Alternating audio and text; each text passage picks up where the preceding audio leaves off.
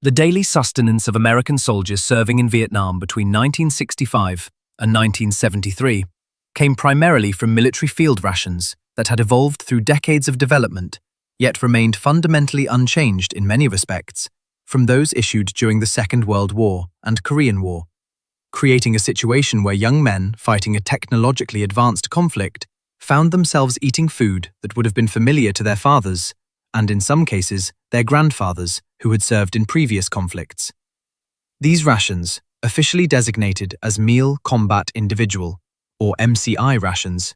but universally known among soldiers as C rations, represented the United States military's solution to the problem of feeding troops in environments where conventional field kitchens could not operate, or where tactical situations required portable, shelf-stable food that could sustain soldiers for extended periods without refrigeration or elaborate preparation. The C ration system that soldiers encountered in Vietnam had its origins in research and development conducted during the 1930s, when the United States Army recognized the need for improved field rations that could replace the emergency rations then in use, which consisted primarily of hardtack biscuits and canned corned beef that dated conceptually to the Civil War era.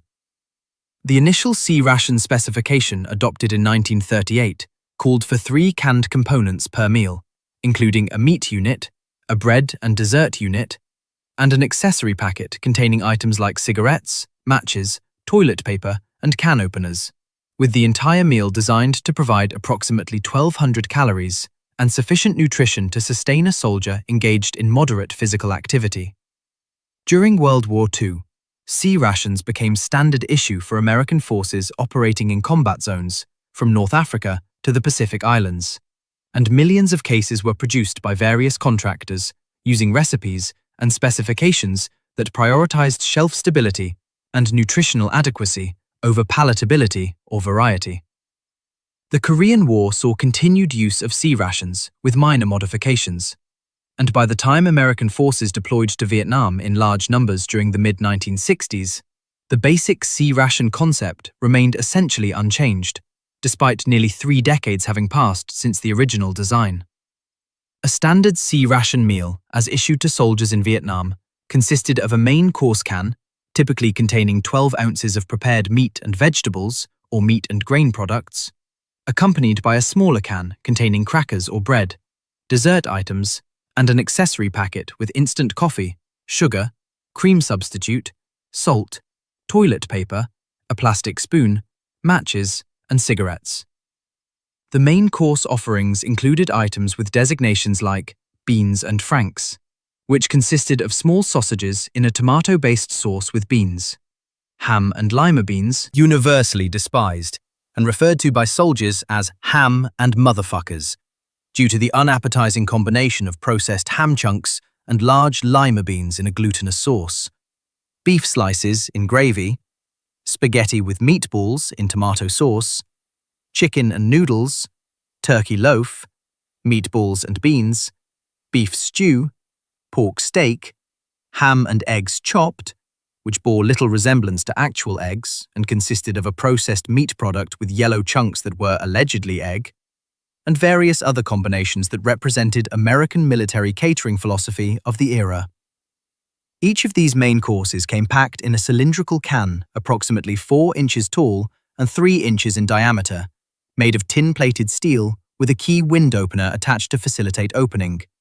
Though soldiers quickly learned that the small folding can opener included in the accessory packet, officially designated as the P38 can opener, but measuring only 1.5 inches when folded, provided more reliable access to the can's contents, and became a prized possession that many soldiers wore on chains around their necks or attached to dog tag chains to ensure they would never be without this essential tool.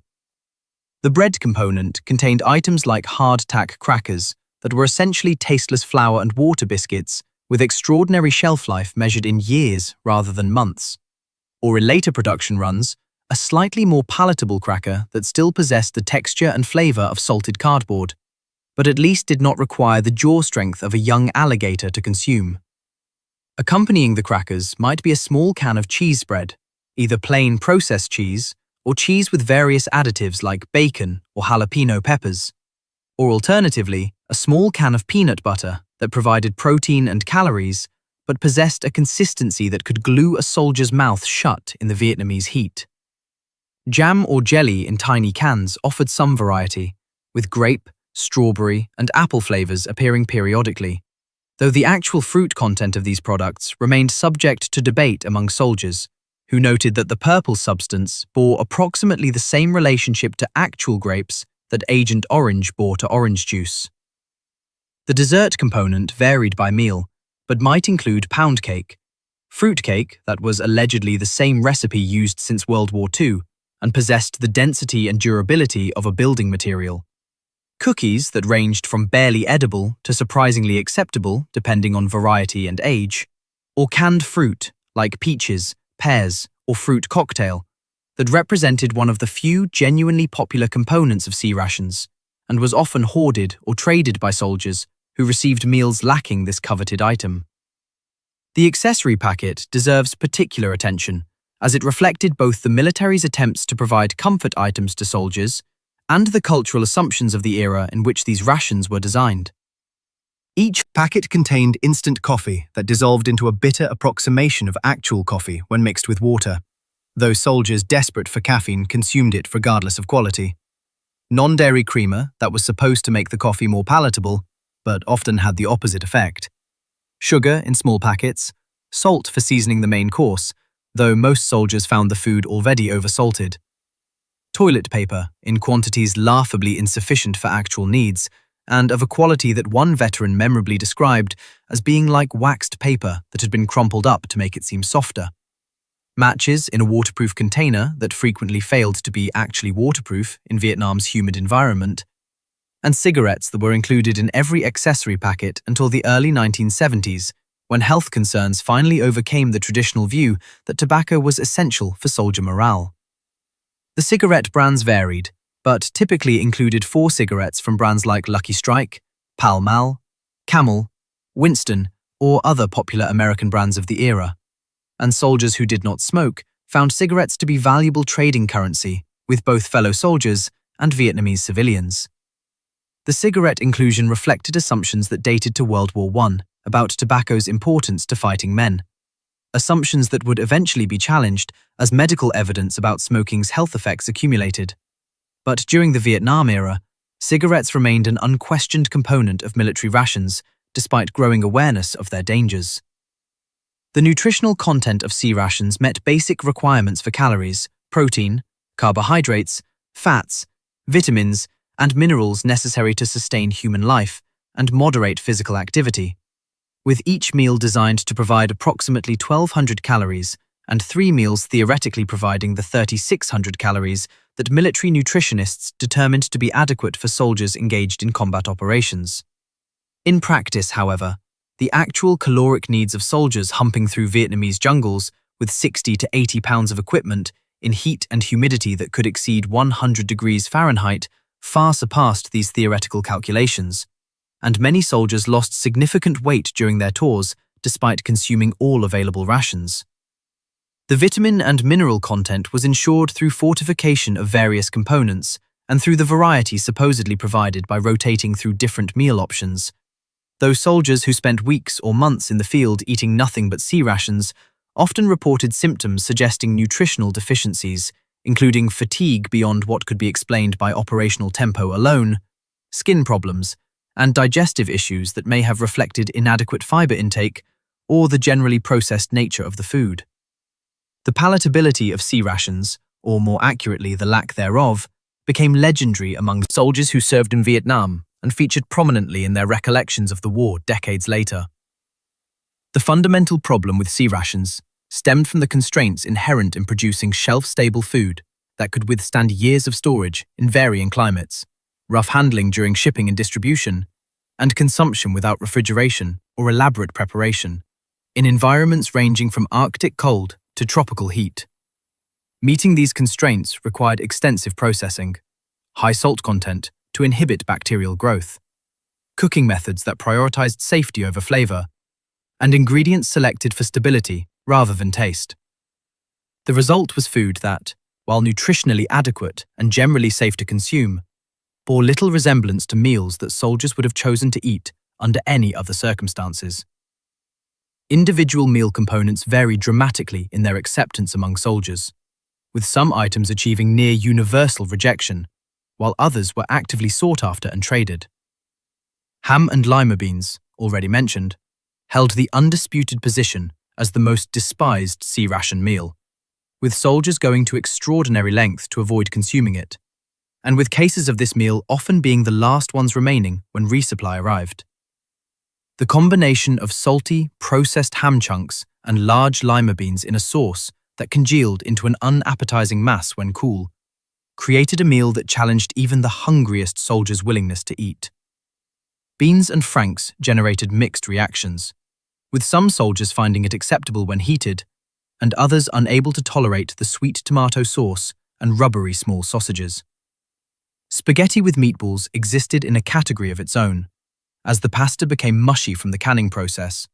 and the meatballs bore only theoretical relationship to actual meat. Yet some soldiers developed a tolerance, or even preference for this meal, when alternatives proved worse. Beef stew achieved moderate acceptance when heated properly, though the beef was tough and the vegetables had been cooked to the point where individual ingredients were barely distinguishable. Turkey loaf represented the military's attempt to provide poultry in canned form, but the processing required to achieve shelf stability produced a product that tasted nothing like turkey and possessed a texture that one soldier compared to wet cardboard mixed with library paste. The more popular items included beefsteak, which, despite its name, bore little resemblance to actual steak, but at least provided identifiable meat, chicken and noodles when heated properly, and the breakfast meal of ham and eggs chopped, which, while not resembling actual eggs, at least offered variety from the endless succession of beans, spaghetti, and mystery meat. The canned fruit items, particularly peaches and pears, achieved near universal popularity as they provided sweetness, moisture, and a taste that seemed less adulterated by the canning process than meat items. Pound cake from the dessert can was generally acceptable and could be improved by spreading peanut butter on it or crumbling it into fruit cocktail to create a makeshift dessert that soldiers found more palatable than the individual components. The crackers, while tasteless, served the important function of providing something to eat between meals, or as a substrate for cheese or peanut butter, and their very blandness made them inoffensive, if not exactly enjoyable. The preparation and consumption of sea rations in the field involved various techniques and rituals that soldiers developed to make the food more palatable and the eating experience more bearable. Heating the main course can was universally recognized as essential to making most meals edible, as consuming gelatinous ham and lima beans or congealed beef stew directly from a cold can tested even the strongest stomachs. The standard heating method involved a small heat tablet, essentially a fuel pellet made of trioxane or hexamine, that came in separate packages and could be broken into pieces and ignited to heat water for coffee or to warm the main course can. Soldiers would place the heat tablet in a small depression or on a piece of sea ration can metal, bent to create a makeshift stove, light it, and balance the main course can on top, occasionally stirring the contents with the plastic spoon to ensure even heating. This process required approximately 10 to 15 minutes and consumed one or more heat tablets depending on conditions, but the improvement in taste and texture made the effort worthwhile for most meals. Alternative heating methods emerged from soldier ingenuity and included placing cans in hot water if available, setting cans near vehicle exhaust systems when operating with mechanized units, or, in desperate circumstances, attempting to eat meals cold and accept the consequences. Some soldiers became skilled at preparing sea rations in ways that improved their palatability through creative combination of components from multiple meals. A popular technique involved mixing the spaghetti meal with cheese spread and hot sauce, acquired through various means, to create a spicy pasta dish that bore vague resemblance to actual food. Another involved combining pound cake with peanut butter and jelly to create a sandwich of sorts that provided calories and required no heating. Beefsteak could be improved by crumbling crackers into the gravy to create a thicker consistency and adding whatever hot sauce or seasoning the soldier had managed to acquire. The practice of trading meal components, or entire meals, became an essential part of sea ration culture, with soldiers who received despised meals like ham and lima beans attempting to trade them for anything else, sometimes offering multiple cans of ham and beans for a single can of pound cake or fruit cocktail. This informal economy reflected individual preferences that varied widely, as some soldiers genuinely preferred meals that others found inedible, and it created social bonds as soldiers learned which of their comrades would trade certain items and negotiated exchanges that left both parties feeling they had gotten the better deal. The variety of sea ration meals available during the Vietnam War era numbered 12 distinct menus, each identified by a number and containing a specific combination of main course, bread, and dessert items and accessories. This meant that, theoretically, a soldier could eat for 12 days without repeating the same meal, though, in practice, the random distribution of meals and the tendency of some meals to be consumed immediately, while others accumulated, meant that actual variety experienced by individual soldiers varied considerably. The military logistics system attempted to ensure that cases of sea rations sent to Vietnam included a mix of all 12 menus. But the realities of procurement, shipping, and distribution meant that some units received cases dominated by unpopular meals, while others enjoyed better variety. The age of sea rations issued in Vietnam varied dramatically, with some cases having been manufactured recently, while others dated to the Korean War or even World War II, as the military's practice of rotating stock meant that older rations were supposed to be issued first to prevent waste from spoilage. In practice, this meant that soldiers sometimes received sea rations with packing dates indicating they were 10, 15, or even 20 years old. And while the shelf-stable nature of the food meant it remained technically safe to eat, the quality degraded over time, with flavors becoming more muted, textures changing,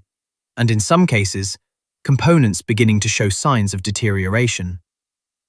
The cigarettes in older rations became dry and harsh. Crackers took on stale flavors, even when hermetically sealed. And the metal cans themselves sometimes showed rust or damage from years of storage in less than ideal conditions. Soldiers learned to check the packing dates when possible and to preferentially consume older rations first, not out of any concern for inventory management, but from the practical recognition that the food would only get worse with additional aging. The contrast between sea rations and the hot meals occasionally available when units returned to base camps or fire bases with functioning field kitchens made the inadequacies of canned food even more apparent. A hot meal prepared by company cooks, while not approaching the quality of home cooking or civilian restaurants, at least featured fresh ingredients when supply lines permitted, proper cooking methods that preserved texture and flavor, and most importantly, the psychological satisfaction of eating from a plate with metal utensils, while sitting at a table, rather than squatting in the dirt, opening cans with a tiny folding knife. These hot meals, designated as A rations in military terminology, included items like grilled steaks when fresh meat was available, eggs cooked to order for breakfast, vegetables that retained some texture and flavor, bread that was actually baked rather than preserved in cans, and desserts like cake or pie that bore at least passing resemblance to actual baked goods. The frequency with which soldiers received hot meals varied enormously depending on their unit's mission, location, and the tactical situation, with some soldiers in rear areas eating hot meals daily, while infantry companies on extended patrols might go weeks or months consuming nothing but sea rations. This disparity created resentment among combat troops, who compared their steady diet of canned food with the relatively comfortable existence of soldiers in support roles, who enjoyed regular hot meals, clean uniforms, and sleeping quarters with actual beds, contributing to the deep divide between combat soldiers and rear echelon personnel that characterized the Vietnam War experience. The introduction of new ration types during the Vietnam War period represented the military's recognition that sea rations had significant limitations and that improved field feeding was both possible and desirable. The long-range patrol ration, designated LRP and pronounced as LRP by soldiers, was developed specifically for reconnaissance units and other soldiers who needed to carry rations for extended periods and for whom the weight of sea rations presented a significant burden. LRP rations used freeze-drying technology that had been developed for the space program to create lightweight meals that weighed a fraction of equivalent C rations and could be reconstituted with hot water to create something approaching an actual meal. The main courses in LRP rations included items like beef stew, chicken stew, spaghetti with meat sauce, and chili con carne, all of which, when properly prepared with boiling water and allowed to rehydrate for the specified time, produced meals that soldiers generally found significantly more palatable than equivalent C ration offerings. The reduction in weight was dramatic, with a day's worth of LRP rations weighing approximately 1 pound compared to 6 or more pounds for 3 C ration meals, making them highly valued by soldiers who had to carry their food along with all other equipment. However, LRP rations required hot water for proper preparation, creating a dependency on heat tablets or other fuel sources, and making them less convenient than C rations, which could theoretically be consumed cold if necessary. The limited availability of LRP rations meant that most soldiers encountered them only occasionally, if at all, and C rations remained the standard field ration throughout the Vietnam War. The psychological and social aspects of eating C rations deserve consideration alongside the purely nutritional and gustatory dimensions, as meals represented one of the few predictable routines in an otherwise chaotic and dangerous environment. The twice or 3 times daily ritual of opening cans, heating food possible, and consuming a meal provided structure to days that otherwise blurred together in an endless succession of patrols, guard duty, and waiting. Sharing food with fellow soldiers, whether through the informal trading economy already described, or through the simple act of eating together and commiserating about the quality of the rations, created bonds that helped maintain unit cohesion and individual morale under conditions of extraordinary stress. The act of eating, even when the food was barely palatable, represented a moment of relative safety and normalcy, a brief respite from the constant vigilance required to survive in a combat environment. Soldiers developed relationships with particular meals, creating narratives about which items were edible, which required desperate hunger to consume, and which should be avoided entirely except in emergencies. These narratives became part of unit culture and were passed from experienced soldiers to new arrivals, creating a shared knowledge base that helped integrate replacement personnel into established groups and gave everyone a common experience to discuss that was less traumatic than combat itself. The comparison between what soldiers ate in Vietnam and what they had eaten in civilian life before their service highlighted the cultural and economic distance between military service and American society during the 1960s and early 70s. Many soldiers, particularly those from working-class and rural backgrounds, came from homes where food was simple but fresh, prepared by mothers or wives, using ingredients purchased from local stores or grown in family gardens. And while these meals might not have been elaborate, they bore no resemblance to the processed, canned products that constituted C rations. The shock of transitioning from fresh food prepared with care to industrially produced rations designed for shelf stability rather than taste represented one of many adjustments required by military service, and for some soldiers, the poor quality of food became a symbol of the military's indifference to their welfare and comfort. Letters home frequently mentioned the food, with soldiers describing their rations in terms that ranged from mildly complaining to bitterly resentful, and care packages from home often included food items that could survive shipping to Vietnam and provide some relief from the monotony of C rations, including cookies, candy, canned goods from civilian producers that somehow tasted better despite being fundamentally similar to military rations, dried fruit, nuts, and other items that required no refrigeration and could supplement military rations.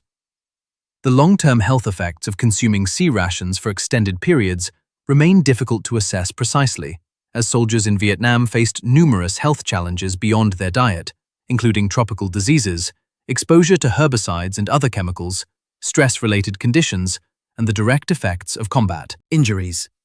However, some patterns emerged that suggested prolonged consumption of C rations created health problems beyond simple malnutrition.